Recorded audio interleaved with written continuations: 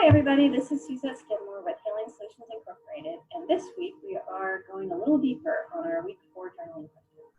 So before we really go into the journaling questions, we need to kind of take a step back, and this is really going to get into your belief system. I'm going to use the word universe because that's the one most people accept across different belief systems, just to keep the conversation open. So you have to look at, so the universe can either be for you, the universe could be neutral, like, we're in a world of cause and effect. Or maybe some people feel that the universe is punishing them because there were things that weren't done. And the biggest motivator for human beings is pain. And as a massage therapist, I see this all the time because if your knee is hurting or your ankle is hurting, you will go to great lengths to not put as much pressure on that knee or on that ankle to the point that you completely shift your posture, you'll shift how your muscles are holding, you'll strengthen certain muscles and weaken other muscles just to avoid pain. And most motivational people will tell you that pain is our biggest motivator, and it is through painful experiences that we're actually able to learn things. So from my perspective, I kind of wonder if it's a little bit of all three. I believe in free will. I think that I get to make my choices, and those choices are going to have reactions.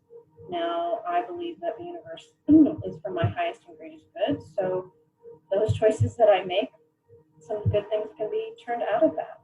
I also think that, I'm not always paying attention as well as I should. And since I really want our planet to thrive and be successful, that, every now and then I don't get the subtle message. Or sometimes I want the neon lights, right?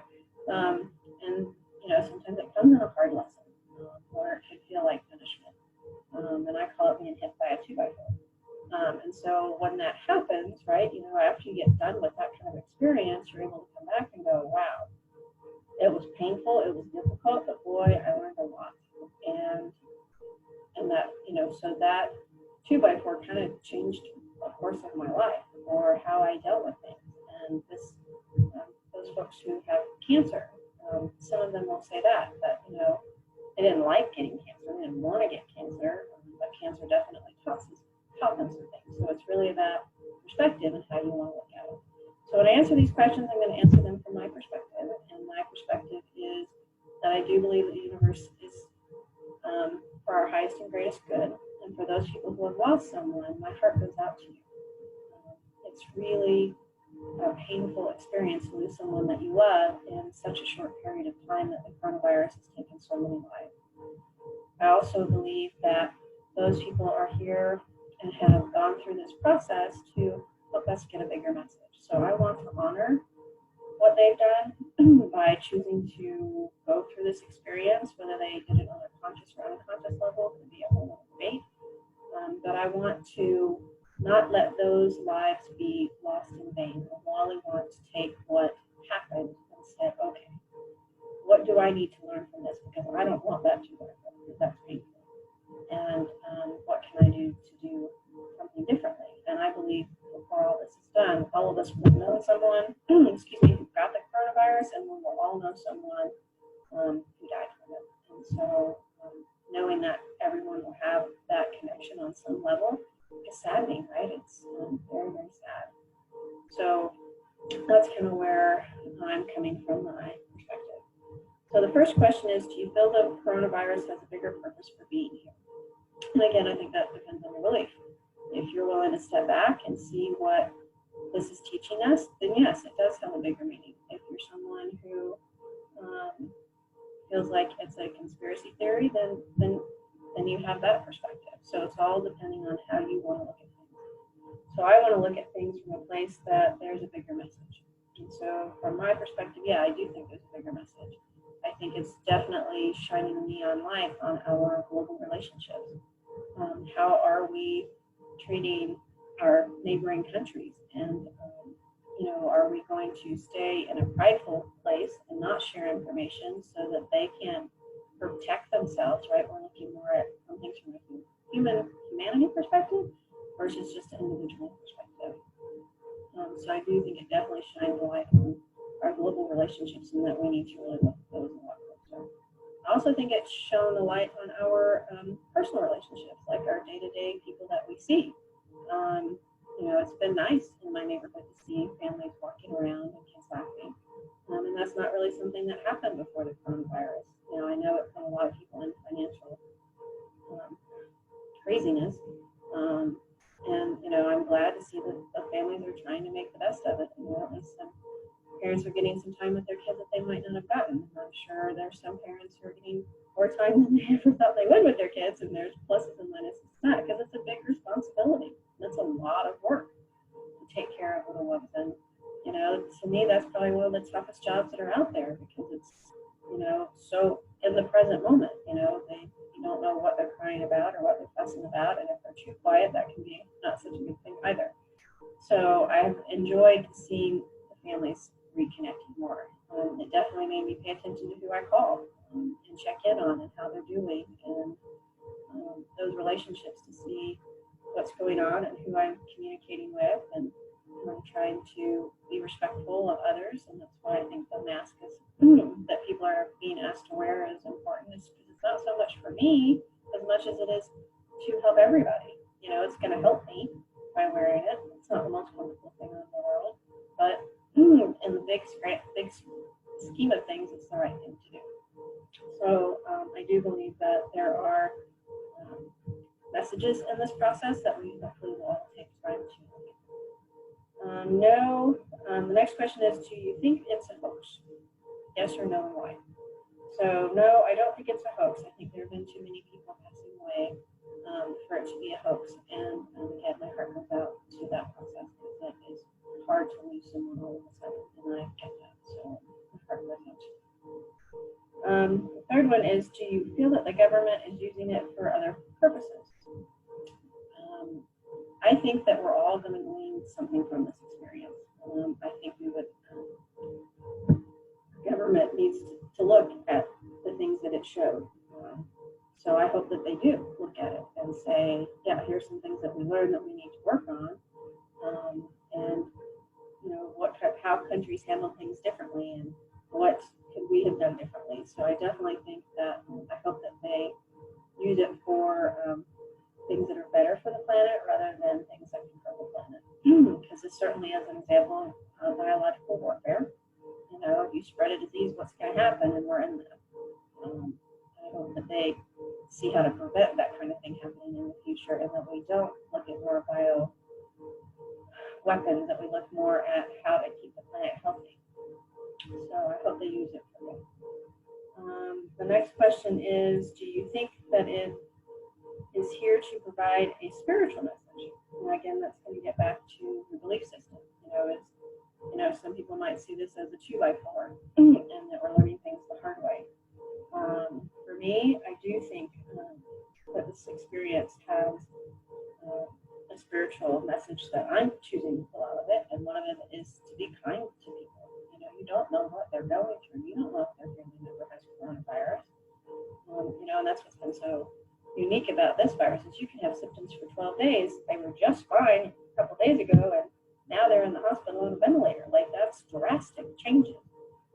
So it's really important to just be kind to people. And I know a lot of people are very angry, but your neighbor didn't cause this. It's there, and we have to deal with it. And you can deal with it from a place of compassion, or you can choose to live with it from a place of anger.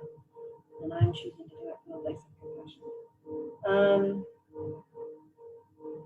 Again, it goes back to being kind to others, because you don't know where they're going to be in 2 weeks.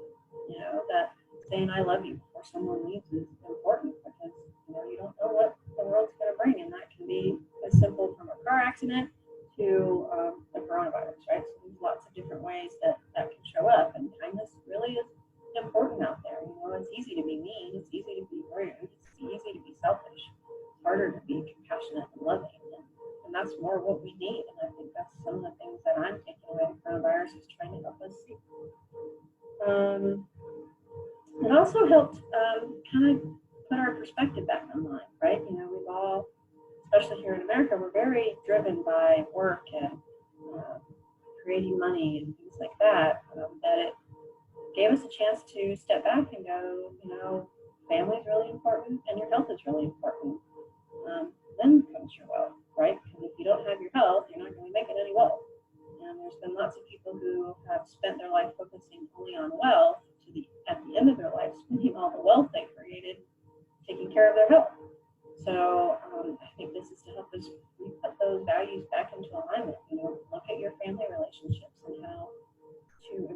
lows. And, what are you doing for your health? Hopefully, some of you have chosen to add some new habits to your life that are looking at how to be healthier. And then, it's definitely made entrepreneurs look at how do I create wealth. And as a massage therapist, that's not something I was able to go and do on my consistent basis. So I had to come up with some other ideas to help people. And this journaling journey is part of that.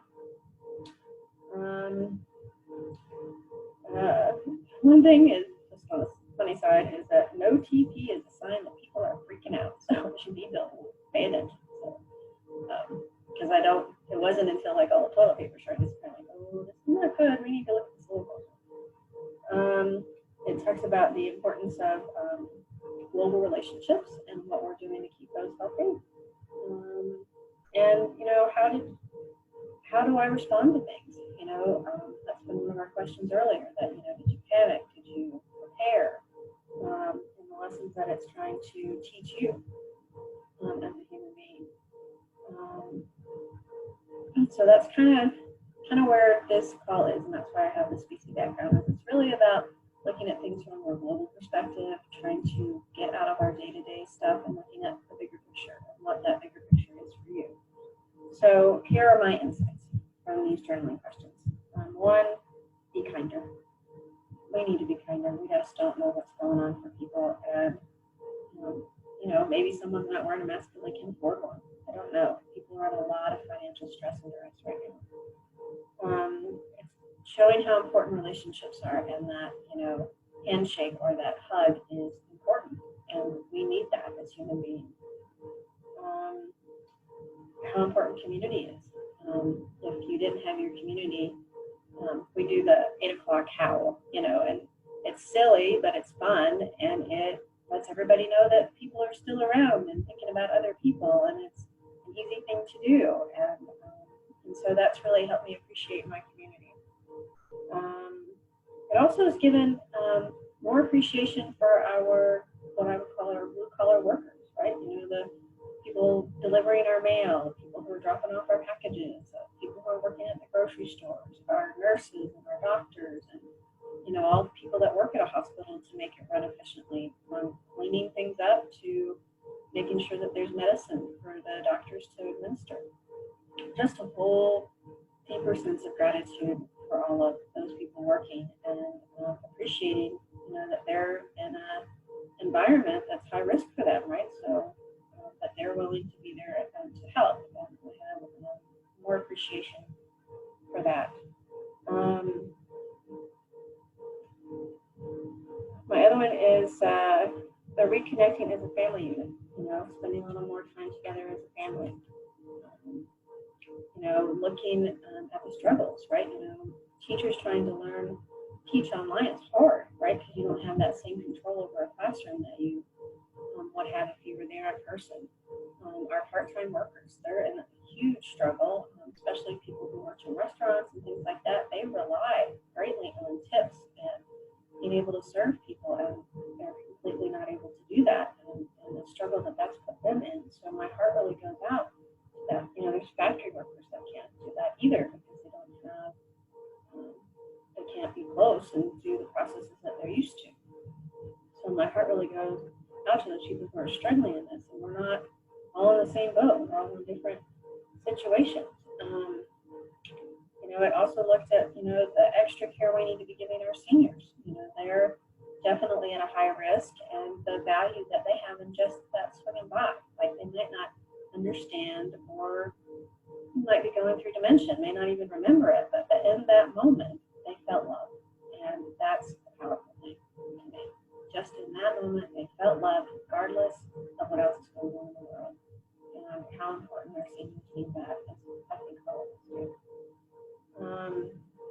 It also made me take some time to, look at finances, right? So, it really showed what's really important when it comes to finances. I know we had to cut back on some things and, really look at, what is it that we really need, and then what are some of the nice things that we have in the house. So I hope after all of this, we'll definitely all be increasing our savings accounts, because none of us were as prepared for this as we could have been, and those that are doing paycheck to paycheck, the heart goes out to them. You know, they're in a horrible hurt. And so that's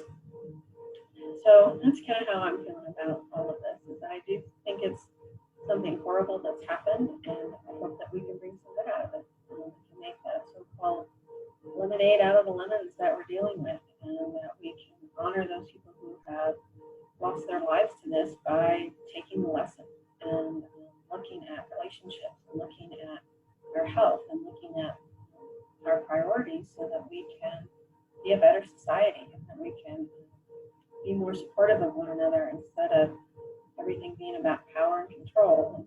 And whether you love President Trump or you hate President Trump, you know, I have to say that, you know, he didn't put our entire country in martial law. You know, he gave space for governors to make decisions, for mayors to make decisions based on their area, who knew it the best. And I think it takes a lot of willingness to do that, right? So you're not in control of everything. You know, he didn't have to force corporations to stop what they're doing to manufacture special things for this pandemic. They chose to do it on their own.